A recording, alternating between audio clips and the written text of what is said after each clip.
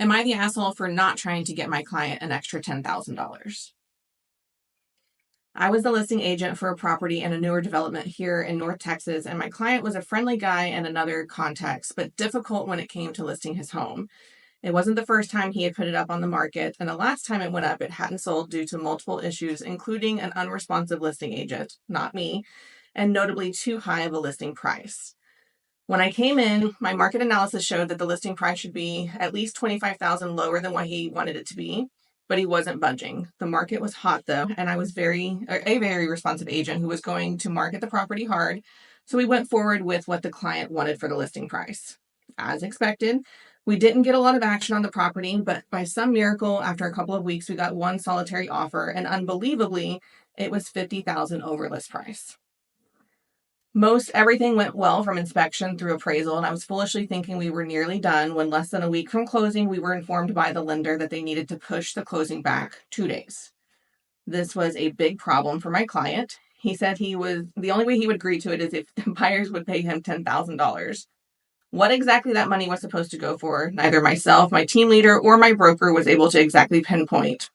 But it seemed to be essentially pain and suffering, since he thought they should be closing on the agreed upon date. My client thought he was owed a large sum of money for his inconvenience. And the thing is, he had a long lease back afterwards. So it's not as if it was affecting him when he left the home in any major way. I advised my client every step of the way at my broker's advice to not push for the extra money, as he was not entitled to it, and a 2-day difference in closing was not uncommon. He did not feel supported in this situation, despite doing my best to fight for him when it was in his best interest. Am I the asshole? No, he's the asshole. He's a greedy asshole. I mean, he's getting way more money than he insisted on listing it for in the first place.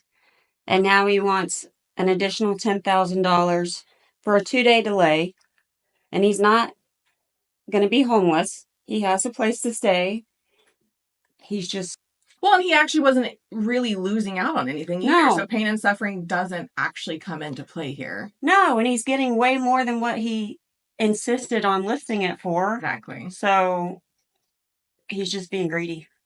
Just being stubborn and hard-headed and digging his heels in. But if he didn't have the lease back in place, okay, he may have been entitled to something. $10,000 over 2 days? That's a bit of a stretch. I would agree, too, if maybe the delay was going to delay a purchase for him and cost him more money on the other side, then maybe. But if it was like not being able to give any kind of detail as to why he was asking for that money, so it could be relayed to the other side, and just essentially chalking it up to pain and suffering doesn't really count. You can't expect me to fight for you if you're not giving me a reason to fight. Really petty. Yeah. 2 days.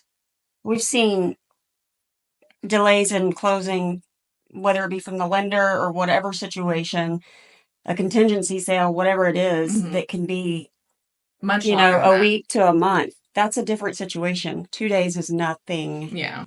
No, you're not the asshole for that. When those clients get the little bit of extra money, it's like blood in their mouth. Like they just want more, and they're never going to stop until they get it. That's correct. Yeah.